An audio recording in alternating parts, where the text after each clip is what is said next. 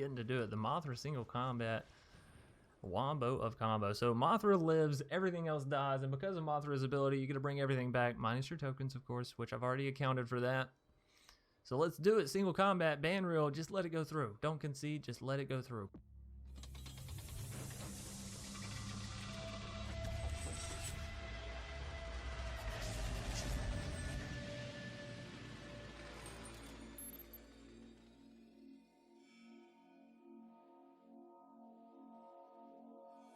What's up, everybody? My name's Chance, and today we're taking a look at a mono white Luminous combat deck, and I have built out two versions of this deck, so we're going to take a look at this one first and then the other one, and then when we come back to the end of the video, we're just going to take a look at the second one as well.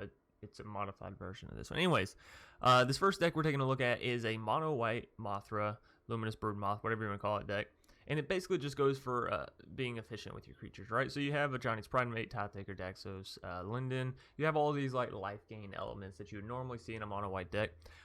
However, the interesting piece of this deck doesn't really come in the low part of the deck. It comes in the top end, where you play your Luminous Broodmoth or your Mothra or whatever you want to call it, and you have it down on the battlefield. You're fighting, your opponent's fighting, you know, whatever, you're at a stalemate, whatever the situation may be. Then you pull the single combat and you play it, and each player chooses a creature, planeswalker, obviously you can choose your Mothra or Broodmoth, then sacrifices the rest. So you're basically telling your opponent, hey, you get to choose one planeswalker or one creature, then you're killing everything else. However, when you choose your Broodmoth, well, obviously, you're going to be able to bring back all of your creatures. So it's kind of like a one-sided board wipe for 5 mana. They do get to keep one thing, one creature or planeswalker. 9 times out of 10, though, I've found when I play this combo, when I get down the Broodmoth, when I play this single combat, most of the time the opponent just scoops out immediately. They're like, no, okay, I'm good. I have one creature, you have all these creatures. Nah, it's toast. I'm finite. Now, I will say this first version of the deck didn't work out nearly as well as what I was hoping it would. I didn't really, I guess, think about how a Johnny's Pridemate, when it dies and comes back, you know, the counters reset. So, like, all of your threat basically is lost when it resets. Same thing with Heliod counters, right? Whenever it dies and comes back, whatever had the counters on it sort of gets reset. So, while I do think this is a fun version of the deck and it's, you know, playable, I don't think it's the strongest version of the deck. So, now we're going to go ahead and hop into the other version. And yeah, I'll explain basically why I chose to go with that one. Alrighty, so Luminous Combat 2.0, and you can kind of see it down in the little title. Anyways, I basically made this into a Mothra Aristocrat deck. You know, we've all seen it before where somebody's playing Kaya's Wrath or whatever, and you pretty much just get down the Cruel Celebrants, the Corpse Knights, and you kind of hope that you get to enough creatures to take your opponent out with the one massive piece of board wipe there at the end. However, I've changed the deck a little bit, basically by throwing in the single combat and still making it the Luminous combat, you know. And the huge benefit to this is you're no longer gambling, guessing, hoping that Kaya's Wrath or that Shatter the Sky off of the Cruel Celebrant's back is going to be enough damage, right? Because you have the single combat. You're going to be bringing everything back. Mothra's going to be staying there, so she herself has damage to deal. Corpse Knight is going to be coming back. Cruel Celebrant's going to be coming back. All that great stuff. And, yeah, basically you're going for an aristocratic style, you know, KO here, where you just sort of finale of single combat. Now, yeah, the point of this deck is very similar to the other Mothra or Broodmoth decks, right? You get down the early cheap creatures, you get down your Corpse Knights first, and then your Cruel Celebrants. You run out some Raise the Alarms, maybe a Woestrider, Bastion of Remembrance, something like that. And you get down your Mothra, and then you immediately single combat as soon as you can. Because again, your Cruel Celebrants and your Corpse Knights, well, just for newer people, Cruel Celebrant is going to allow you to deal damage every time one of your creatures dies. So if you're wiping your whole side of the board, it's dealing X times number of creatures you have. And then Corpse Knight deals damage whenever a creature enters the battlefield, so all those creatures coming back are going to deal X damage again, basically, which is why this deck is so fun, so awesome. In single combat, as opposed to something like Kaya's Wrath, one, it's not split on mana, right? It's just 2 white mana, which, be that better or worse, I guess, that's all up to you to decide. 2, it's not so... what's the word I'm looking for? self-destructive. Like you get to keep your Mothra alive, right? You get to bring all these creatures back. You get to save something to where, sure, your opponent gets to save something as well. But if they're playing planeswalkers, then what do they say? The planeswalker or the creature? Probably the creature, right? So you just wipe all of their planeswalkers as well, which is like, you know, Kaya's Wrath is nice. Shadow of the Sky is nice. But for 1 extra mana, you're able to kill all those Teferis, all those Lukas, all those Narsets, all those Tamios, all those Nico Bolosses. Yeah, I think this is a huge, huge upgrade from Kaya's Wrath, and I think it's being slept on quite a bit, honestly, especially in today's, you know, standard, where Planeswalkers kind of run them up. Nissa, the list goes on and on, folks. Single combat, I think it's a fantastic card. And I'm going to put my money where my mouth is, and we're going to go and hop right into our match. IG Cash 41. Yeah, no, not what you want to see there. We'll keep this. We have the Daxos, 2 Giant Killers, a Heliod. It all looks good. I'm going to toss back one of the Giant Killers. I don't know if they said nice or hello, so I'll just say hello. I think I'm just going to hold off on the Giant Killer. I have no idea what they're playing. If they are playing mono green stompy, then, you know, it'll actually be really good to spend 3 mana to destroy something. So we'll get down the Daxos. We'll see. I don't think I got all the little flying bastards out of here, but that's really kind of the annoying thing with flies, right? Is they just sort of, they're everywhere. They're here, there, they're everywhere. I think I do want to go ahead and get down the Heliod, because we saw last game, you know, Heliod being able to just do whatever is kind of nice. Being able to add all those counters in, you know what I mean? Now, obviously, we need to get down the Pridemate as well. We need to get down Linden as well. We got a whole slew of cards that we need to add. Heartless Act. Man, I'm loving that card. Fucking loving it. It's lit. Alright, so here's the thing. We go Johnny's Pridemate. We go...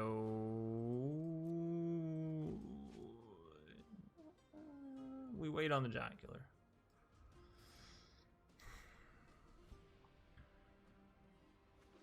Bum bum bum bum ba-dum bum bum ba-dum bum bum ba-dum bum bum ba-dum bum bum. Doo-doo-doo-doo. Doo-doo-doo-doo. Doo-doo-doo-doo. Nissa. Well, that's a bit out of place. But sure. Sure, whatever. You play a Nissa.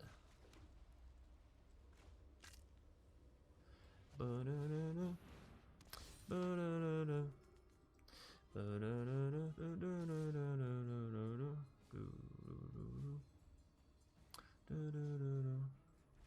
I think we do swing in with both. Because this puts our Pridemate up to a 4-4 before it ever even makes contact, right? Oh, it could go up to a 5-5, I suppose. Well, we're going to put one counter on Linden so she can block the land. Put another counter on the Pridemate. And this way, they can either block with their Fiend Artisan, or they can take a hell amount of damage to their Nissa. They're going to take a hell amount of damage to their Nissa. Alright, cool beans. Cool beans. Do I want to get down Giant Killer? I don't think so. It's still a free kill on the Lovestruck Beast. Now that we're up to 4 mana, I don't really feel bad about it. Vraska, Golgari Queen. Is she going to just kill Linden? More than likely. I was about to say, Linden has this certain amount of power to her. If we draw into another land, we could play a single combat and just go for the swing in with our Pridemate. It does force them to lose all of their lands unless they keep just one land. I think that's what we want to do, honestly. Yep. Now you get to keep one thing, be it a creature or a planeswalker, but that's it. IG Cash 41, what do you keep? You keep the Lovestruck Beast. So we just don't swing in then, right? Good game. Good game. You don't have any lands, buddy. You down to 2. What do you do?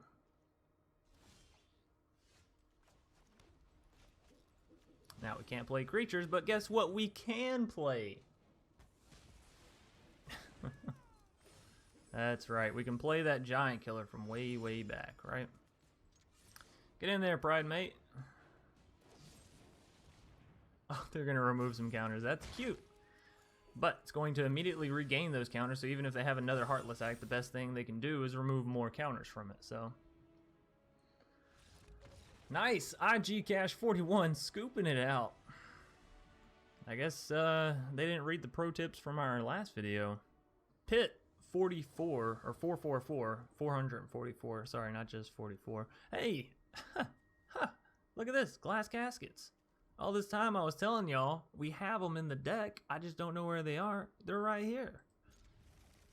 I am going to keep this hand, not because the glass caskets, but because I see the Mothra.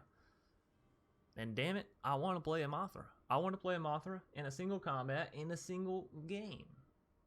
Because that's the whole plan, right? You get down the Mothra, you play the single combat, you select your Mothra, you sacrifice everything. Everything for you comes back, the opponent can't play anything, and you crush them. Obviously, it's a bit complicated, so we may not get it in, but, you know, that won't stop me from trying. Our opponent is playing a Lotus deck. It's unfortunate, but I assume it's everybody trying to get, you know, all the companion plays they can in while they can before the rules change, so. I am going to glass casket their Healer's Hawk. I'm a worried man. I don't trust a Healer's Hawk, not when it's underneath a Lotus Hushbringer. Well, I'm not gonna lie, I kind of want to just take that away too. So sure, we're just gonna glass casket this bitch up. I don't know, it wasn't a great statement, but it was what was coming out of my mouth as I was thinking another thought, and so it just finished, okay? It just finished. I'm not doing it. I'm not going for the Banishing Line on the Stone Cool. I'll just get down Mothra, okay? Just getting down Mothra. Cheeky little Mothra. And this way, when we play our Heliod, it already comes online, right? And you Pit 444, you just don't worry about Mothra, the Supersonic Queen.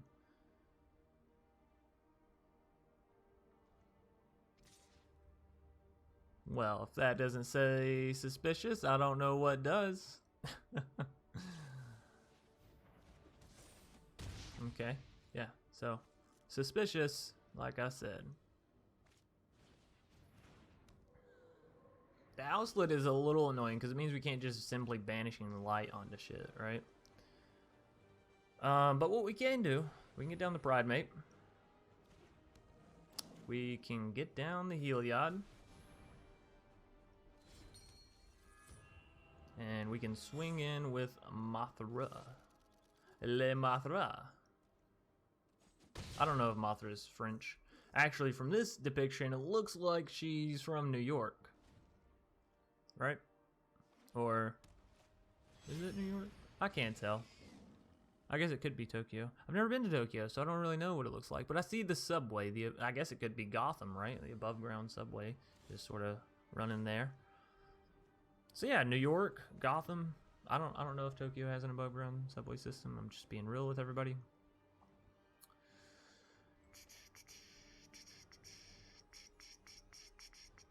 So here's the annoying thing with Banishing Light and all the stuff that we have here. We kind of can't do anything. I mean, we can swing it with a Heliod and they can't exactly block, right? I guess we should do that. But we can't swing with a Mothra because Stone Cool Serpent has reach and is big enough. And we can't Banishing Light the Stone Cool Serpent because they have the Outlet. So, we swing it with the Heliod.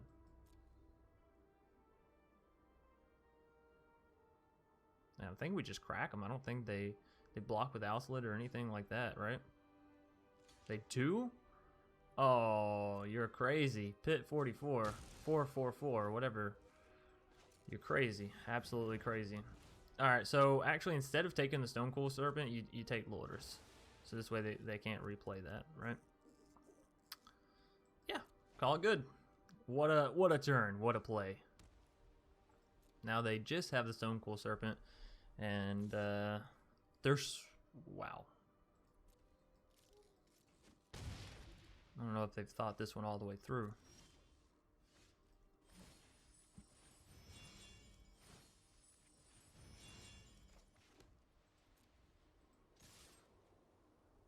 Yeah, I'll rush them. I was thinking about keeping the Heliod back because I can actually, you know, defend against the Stonecool Serpent, but now our Mothra is big enough to just deal with the Stonecool Serpent, so, you know, it's looking good. It's looking really good. Pit 444. Did we beat him? Did we beat the mono white Lordorus artifact enchantment deck? I think so. I think so. Clearing Aegis. Okay. So I have a 5/7. Oh, there's that fly right back again. Man, you just can't get rid of them. Tap. Okay, cool. Yeah, tap. You tap that creature. You tap it all kinds of which ways. And you're swinging in again. So I guess, yeah, they've just conceded. Okay, good game. Pit 444, not able to keep up with Mothra and Heliod and the life gains. Cute Wizzy, gonna be our next foe for the day. Oh yeah, this is a keep. We have the Mothra and the single combat. This is probably as close to the combo as we're gonna get, ladies and gentlemen. So let's try it. I'm gonna learn from my mistakes, and we're gonna play the Daxos before the Pridemate here. I'm gonna try to learn. It's breathtaking, I know. Corpse Knight coming down for our foe. Gotta say, I'm not super happy to see that, because that generally means our opponent's got some like board wipage stuff. But if we can get the Mothra down, we'll be okay. All right, so we're gonna swing in with Daxos. Excuse me. Get in 2 free damage. Our Pridemate does start out as a 3/3, which is kind of nice, not gonna lie. And it has a counter, which means if they have the Heartless Act, they have to remove the counter. They don't just get to immediately remove the creature.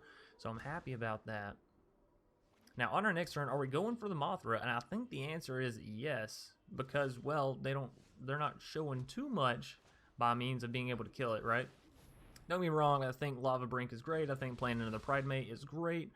Again, we're going for the single combat Mothra Wombos combos, so you got to do what you got to do. And right now, we got to get that Mothra down. So hopefully we can single combat, right? So we're getting in for 4, taking our opponent down to 14,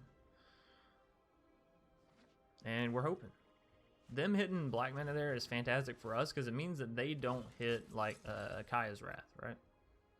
Now, them hitting a Bastion of Remembrance is terrible because it means when we go to play something like a Lava Ring Venturer, it's kind of not that great. I am going to go ahead and play Lava Brink. And are we going to choose odd or even? These are even. That's odd. I think we go even.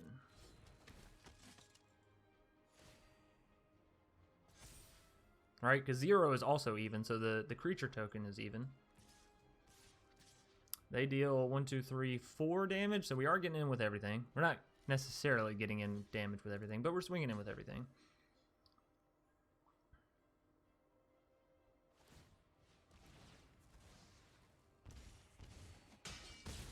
All right, they're doing some cheeky Orzhov Aristocrat stuff where they're sacrificing. They get down the Cruel Celebrant. That's not great for us, but again, if we can get to that single combat, maybe we can remove the problem before it really starts. Obviously, them already having the Cruel Celebrant's bad, but if they get something like a Tesa down or even another Cruel Celebrant, it's really, really going to be a problem. So we'll just sort of hope here.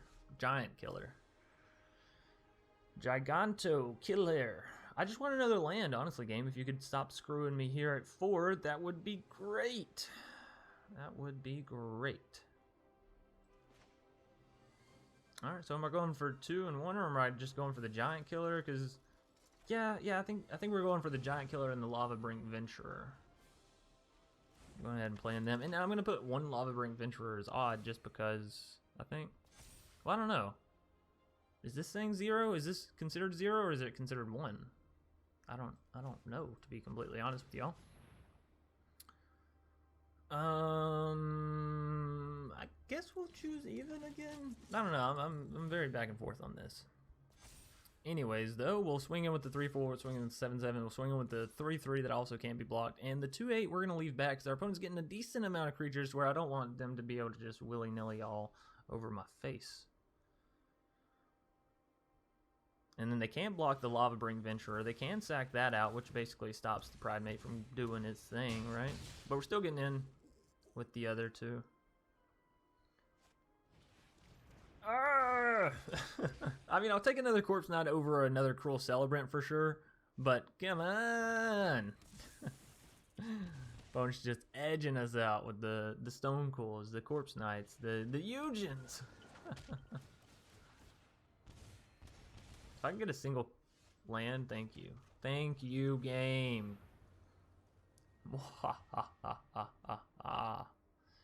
Oh no, Chance, you did it to yourself. You did it to your fucking self. Anybody that would like to take a gander at what I did, go ahead and say it now. Alright, I'll tell you. I didn't swing in with my creatures. I didn't swing in. Always swing in with your creatures before you use your single combat combo. Oh, man. Alright, so we're going to gain a ton of life here thanks to the Daxos. They're going to deal a ton of damage thanks to the Cruel Seldra and the Bastion. I don't think we die here, though. Alive by 1. Isn't that fantastic? Unless, can they sacrifice their own creature there? They can. No, we're dead. Wow. Wow. Daniel Marcano, right? I could be saying that wrong. Any hoosers. I like this hand. We gotta raise the alarm to fuel the priest. We got a Midnight Reaper to just draw us more cards. A Woe Strider to scribe before we draw those cards. It feels like a happy aristocratic family. Really. All the sacrificing of the peasants and whatnot. Am I right? Anyways, Daniel, they're playing Yorion before the patch as well. Maybe maybe we should just go play Monster Train, because you know what's about to happen on Magic. Everyone is going to be soaking up these companion decks, these Agent of Treachery decks, before they go away. So maybe today is a good day to take a break from Magic and allow all these people that didn't get to play Companions, that didn't get to play Agent, allow them to get in their last hurrah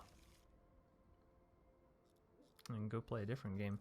We'll see. We'll see. I am enjoying Monster Train, but at the same time, I have this like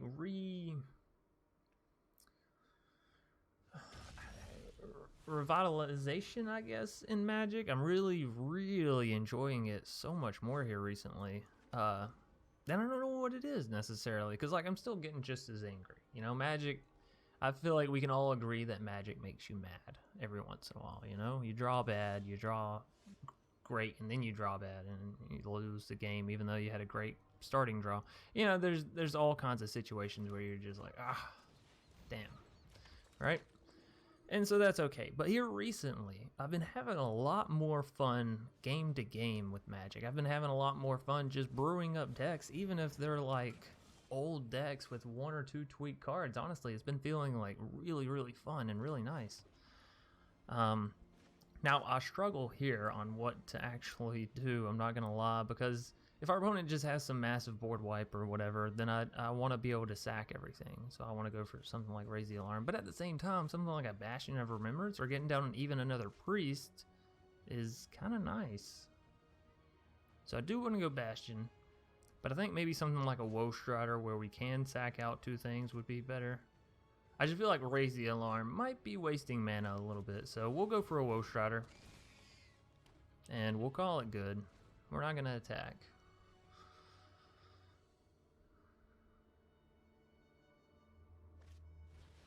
Shatter the Sky. Well, I'm not surprised, I gotta say.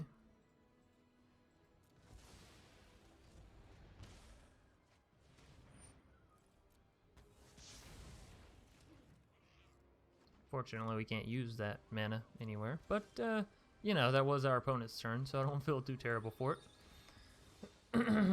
Excuse me.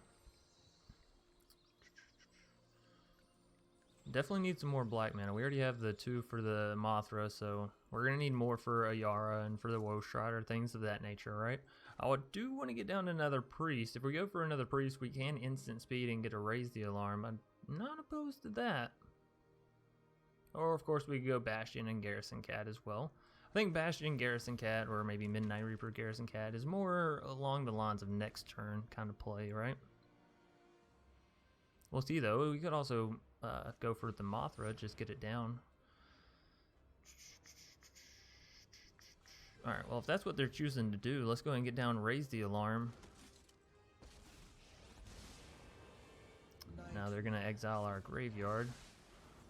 It's unfortunate because, well, we had some good stuff in there. Not that we're getting it back necessarily. Mothra doesn't necessarily work like that, right? She doesn't go into your graveyard. She just brings back from your graveyard, so I don't believe, yeah, this will cause you to not be able to search your library, which is perfectly fine. So we go for the Midnight Reaper, we go for the Garrison Cat, I believe. Or do we just go for the Mothra? If they have another board wipe, Mothra's better because we at least get the priest back.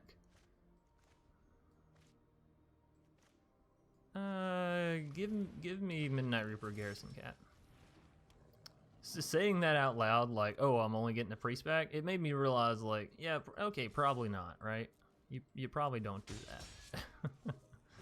And then we do go ahead and, well, if we do this, we might draw something that we can play. If I wait on their turn, we're not gonna be able to play anything for sure. So yeah, I mean it's not a bad analysis of it.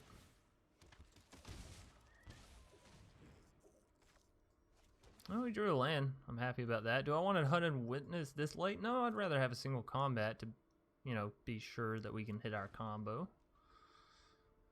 Or even a Corpse Snider or a Cruel Celebrant, another Mothra. There's a lot of other options. I'd go for a Yara. Ooh, opponent hits an Ultimatum. They got Gideon, they got Dryad, and they got a Beanstalk Giant. Alright, Daniel. Interesting. Interesting. Prepare for battle.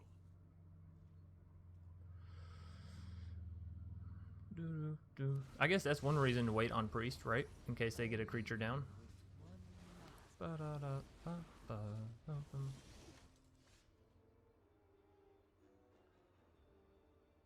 we're at 5 mana.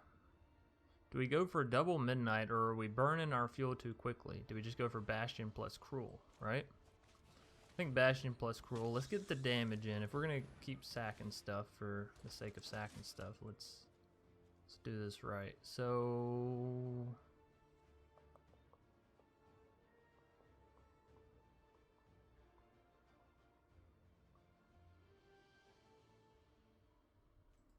okay. Submit. You get rid of one of you and one of you.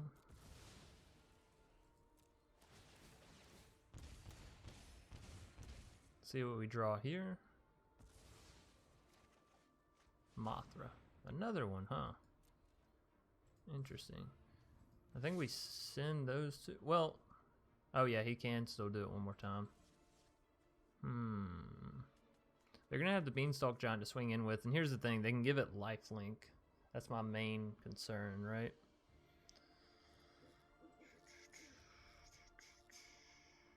That'll be alright. We need to get down to Mothra. I will say that. Because with their Gideon, they can give Indestructible to their Beanstalk Giant and then board wipe, right? They're going for the lifelink, which is a nice sign. It means they're at least not board wiping us yet. Okay, or they are. They're one-sided board wiping us. Alright, well, that was a GG. I think we're dead. I don't think they're dead here, right? Off by 2.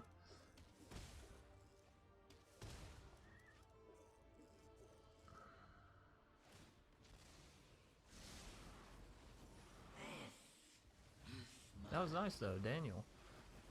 Round of applause for that that math calculation. Gotta say, I would not have done that myself. We did draw a whole lot. We could single combat them.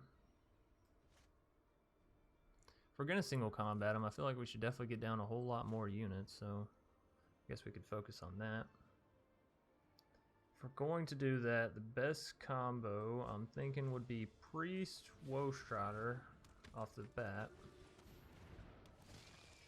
Because we can negate their life gain with the Woe Strider Goat, right? By allowing it to block and then sacking it. We can negate their giant from actually getting in and gaining them more life. I think it's a GG. Oh man, another ruin. They're just playing all of the ultimatums.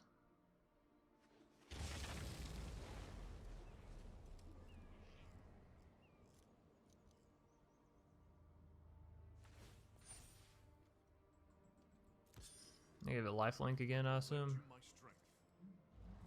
They do. Alright, so we allow the 4, we block the 12, we sack the goat. This way they don't gain the life, they are wide open. A Yara, do we care about a Yara? We get a Yara down, we get... We can't.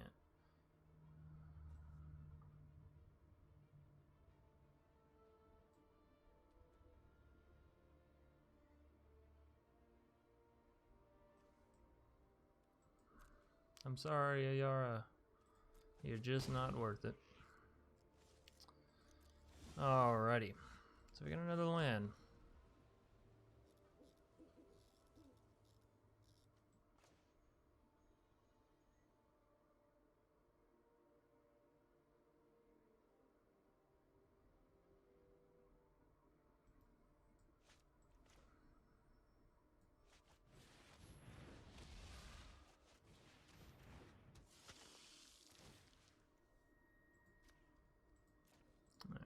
So we go here.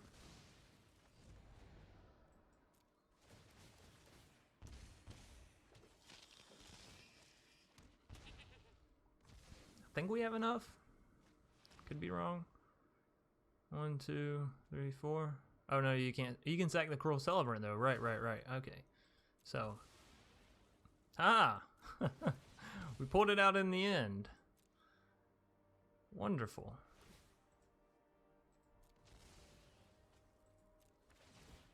Man, that was a toughie. I feel super bad for the early BM now, or for the early GG. I feel like that was BM. Just so we're all clear. I'm sorry, Daniel. I'm sorry. I really am. I truly am. Right. Anyways, Ban Rail gonna be our next foe.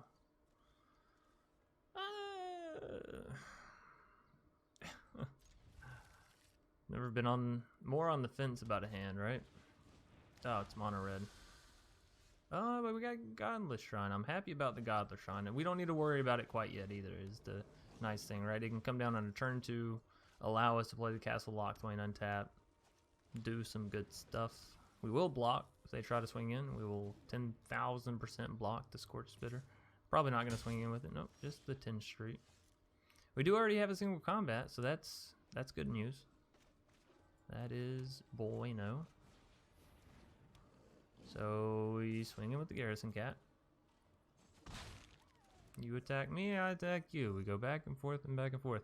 Next turn we'll get down Bastion of Remembrance, and that'll at least gain us a little bit of life if we do get to block, you know, with like the Grim Initiate or something. Or we can go for a Midnight Reaper. I suppose that's a play as well. Would I rather have a Midnight Reaper or a Bastion of Remembrance? Well, I'm not going to lie. The Midnight Reaper takes health from me, and we're up against Mono Red. I think I'd rather have the Bastion of Remembrance, personally. I don't think I want to just sack a Garrison Cat to a Grim Initiate. I don't mind sacking it if it's chum blocking, don't get me wrong. But I don't think I want to intentionally sack it just because, willy-nilly, you know? Alrighty, so get to gain a little bit of that life that they're dealing to us. Do I want a Mothra? I think so, because then, you know, when I block with the Garrison Cat, it comes back, plus it makes a new creature, so yeah, and there's no need to shock that in.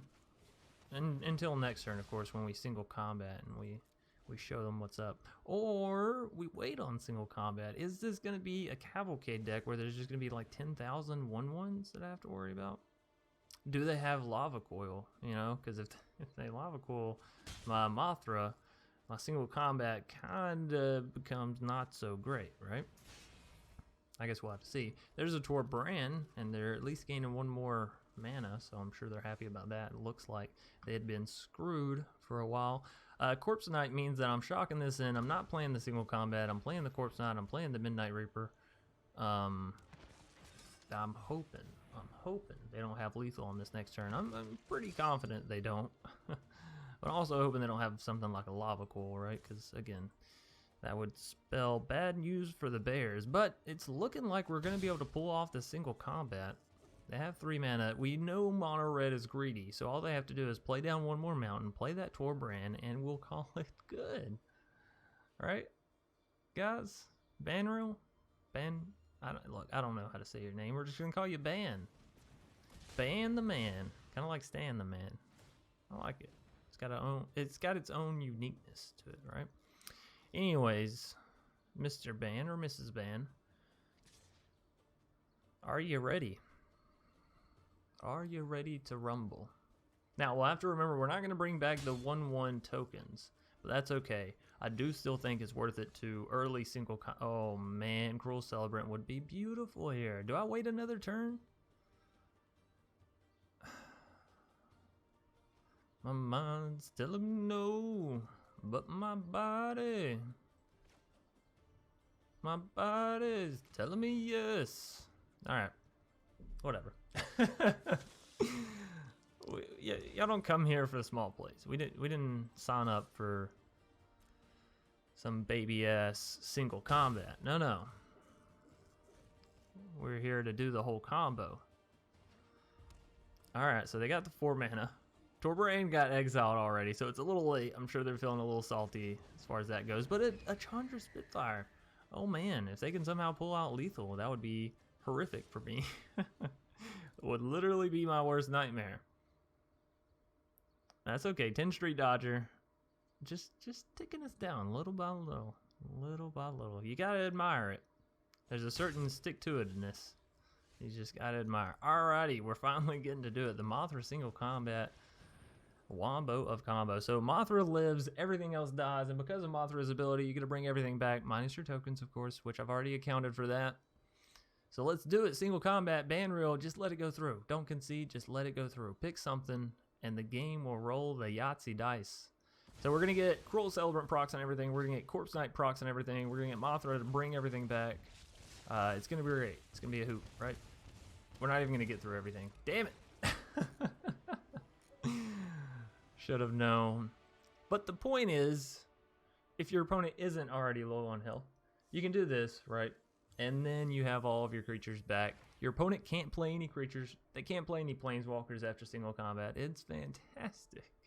Alrighty, so you went through all the matches. The deck performed, we'll say okay, right? We'll say okay. It certainly had its ups and downs, but I do feel like I was having a bit of a day on Magic when we played through these matches, right? It was one of those Murphy Laws sort of days where it's like everything that can happen will happen, and well, in Magic, you really don't want that generally, right? Because most of the times whenever you're thinking, oh, I hope this doesn't happen, it's your opponent countering or killing or... Anyways, the end of the video is meant to be as like a wrap up, a recap for the deck, not to mention the area where I suggest, you know, if you want to change the style of the deck a little bit, here are some cards to do it with, here's what I would take out, yada, yada, yada, right? Anyways, before we go and hop into this, I would like to remind everybody, if you enjoy the video, please be sure to leave a like down below as it does help each and every video. Leave a comment if you have any suggestions on this video, future videos, or past videos, whether it be about the decks or my commentating style or the editing style of the video, hell, anything. Subscribe if you want to see more and click that little bell icon that pops out afterwards, as that will actually allow you to get notifications whenever I post videos and post posts and, you know, do all that wonderful, fantastic stuff, which I'm sure you're all interested in. Otherwise, you probably wouldn't be here after an hour or something of gameplay footage, right?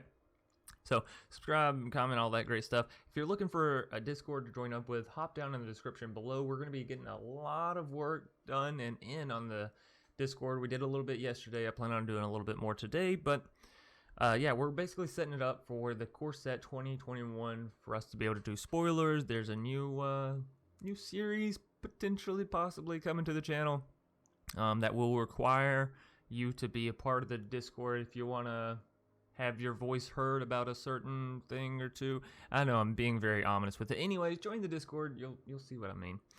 Last but not least, if you're looking to catch us play these decks live, be sure to hop over to twitch.tv/DrSpillikin. Toss a follow. I'm not live every day. I try to be live every other day, and if that doesn't work out, I'm live every third day.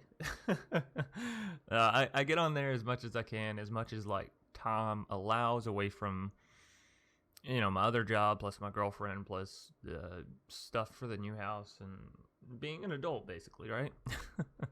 Anyways, on into why we're actually here. The end of the deck results or whatever, right? The breakdown, the change up, the slide ins, the swap outs.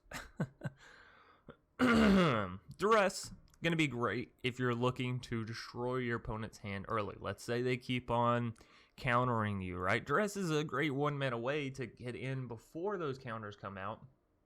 Take them out to your opponent's deck. So if you're having a little bit of problem with control decks with those non-creature having motherfuckers, use Duress. It's cheap, both in the fact that it's common and in the fact that it's 1 mana. Spark Harvest, great way for you to turn this aristocratic style deck of having Hunted Witnesses and the Garrison Cats and already wanting to sacrifice stuff, and basically turning it into a cannon to aim at the opponent's planeswalkers or creatures or whatever you may have it. Brought Back, card that's oftentimes slept on, but the whole point of this deck is kind of like one big Brought Back, right? Mothra is kind of like a bring back, add flying. So Brought Back, I think it certainly can have its place in the deck. Now, obviously, I think it works a little bit better in the mono white version as it is to white cost, and well, doing this with 3 Ayara, and then this deck already has some problems with the casting. I don't know if you want to add another card that makes it a little bit more difficult to play, but it's here if you want it. It will bring back some of your things. Obviously, if you're playing Aristocrats, you don't really care too much about bringing back the Garrison Cat and the Hunted Witness, aside from it dealing extra damage with the Corpse Knight and Cruel Celebrant, so, you know, weigh your options there. But I think Brought Back in the first deck that we showcased, the mono white, probably a pretty good addition. Anyways, Glass Casket, if you're looking for some more early removal, that's not necessarily Spark Harvest, that doesn't require you to sacrifice something out, Glass Casket is a great choice. The huge benefit of Glass Casket is the fact that it exiles the stuff, right? So if you're against Cat Ovens, exile them. You're up against Annex, they're not getting the little tokens, you're exiling. So Glass Casket, very, very strong. Movement is down. Agonizing Remorse kind of falls into that same boat as Duress, except this is more general, right? You can hit creatures with this. You can hit whatever else, I guess. Duress is only non-creatures, right? Non-creature, non-lands. Yeah, so Agonizing Remorse. You can hit creatures if that's where your opponent's really striking you down. There's my alarm, everybody. Wake up. It's time to do some magic. Anyways, Legion's End is kind of like it's a low cost, and I don't mean as far as like being rare, but it's a low cost as far as being 2 mana, one-sided board wipe to a degree, right? If your opponent's stacking geese, I guess, I don't know, or grazers or whatever, you play this down, you get rid of all of them. If they're playing tokens, right? They got a fuck ton of sharks or little 1/1 human soldier creature tokens, whatever. Legion's End, it's a great way to just sort of swipe them all up at once, and it also allows you to look into their hand, right? So it's kind of like I get to see what you're going to play, as well as do a single-sided board wipe, to a degree, again. Banishing Light, kind of like Glass Casket, only it's a little bit more mana. However, it doesn't have the restriction of only being able to hit something that has CMC of 3 or less. So that's up to you. You know, do you prefer the Glass Casket that costs less and has that restriction, or do you prefer the Banishing Light that doesn't have that constriction and, you know, costs 1 more, whatever. Now, Ritual Soot is kind of interesting, as it's kind of like a single combat to a degree, right? Because Ritual Soot's going to kill all of your creatures and, well, all of their creatures that has converted mana cost 3 or less, and it's going to leave your Mothra, which means everything's still going to come back. You're still going to have your Mothra. So it's kind of like a single combat. My big problem with this is, well, we got a lot of 4 CMC creatures. Currently, you know, I don't know so much about after the banning of things because, well, they delayed the banning a little bit, and that's okay. But, you know, Yorion and Agent and all that still above 3 CMC. So for the time being, I don't know if I'll throw in Ritual Soot. When the meta shifts, maybe it has its time to shine. And then I feel like people always forget about the interventions. Erebos' intervention and Heliod's intervention. Both of these are really good when they're really good, if that makes sense. Probably not. So I'll go through and explain it, right? Heliod's intervention. Destroy X target artifacts and or enchantments. For 4 mana, you could get rid of 2 ovens in a cat oven deck and, well, essentially nullify that whole, oh no, let's cycle the sacrifice bullshit. However, it can also allow you to gain tons of life. You know, playing 4 mana, you're going to gain 4 life, which isn't fantastic, but it's at instant speed, so you're running up against those cat oven decks. A lot of times they are kind of aggro-ish. They're dealing a lot of damage. Heliod's Intervention is great sideboard in up against those cat oven decks.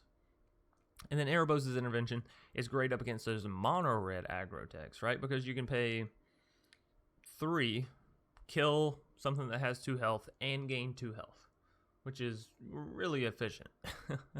And in late game, you can gain more and more life, right? However, Erebos' Intervention is also really good up against those Euro decks, right? Where they play the Euro and then it sort of goes into the graveyard and they're able to escape it back. Well, with Erebos' Intervention, you're going to be able to exile up to twice X target cards from graveyard, so you can get rid of the Lourdes stuff, or you can get rid of the Euro stuff, or, you know, whatever. Go wild, go nuts. So, I know this one was a bit of a long one, but I do hope y'all are enjoying these end of video, I don't know what to call it, you know, like sideboarding or swap outs or whatever, you know, deck enhancements, preferences. I hope y'all are enjoying it. It does take a little bit extra time as far as, well, 1, recording, and then 2, processing everything, right? Editing it all together. So if you are, please be sure to, as I said before, leave a like, comment, all that great stuff. That is going to do it for our video today. Hope you all enjoyed, and yeah, I'll see you either later tonight or tomorrow. Peace.